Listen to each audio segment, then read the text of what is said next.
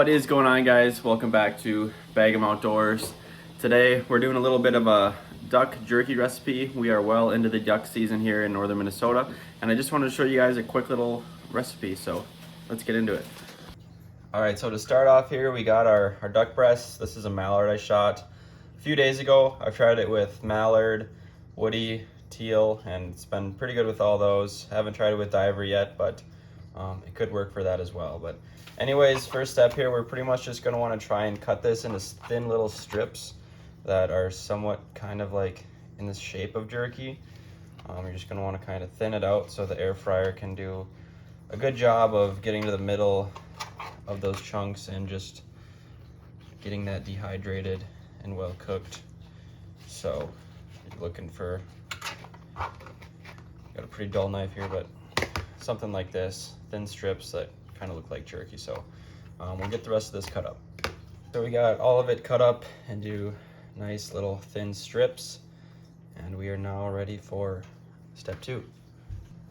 Step 2, you're gonna pretty much take all those strips you just made and put them into a marinade.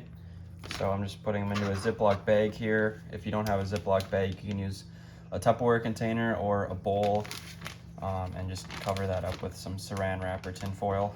And then we got our ingredients for the marinade here. Really simple stuff. I got Worcester sauce, teriyaki, and A1.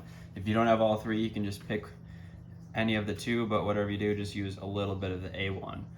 And you can experiment with this, use different sauces. This is just what I found to really like. So I usually go half Worcester, half teriyaki, and then just a little bit of A1.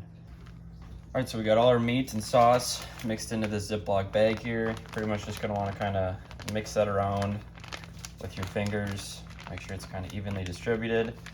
And I like to kind of just take the bag and kind of get all of the air out of it. And then, or at least most of the air, and then zip it up.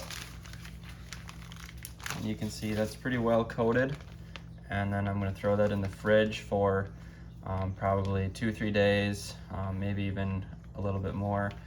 But at least for a day, I do allow that sauce to kind of mix into the meat. And then I'll see you guys then. All right, so we just let that marinate for probably 5 days or so. And now we're gonna season it. So I got some Lowry's here, along with some sweet and smoky rub. These are pretty standard seasonings. You should be able to buy these from pretty much anywhere. So we're gonna go ahead and just sprinkle some Lowry's on there. And we'll take some of the sweet and smoky and just do the same thing.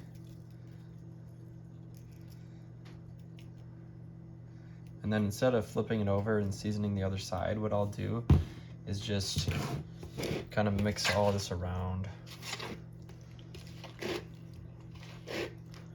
And then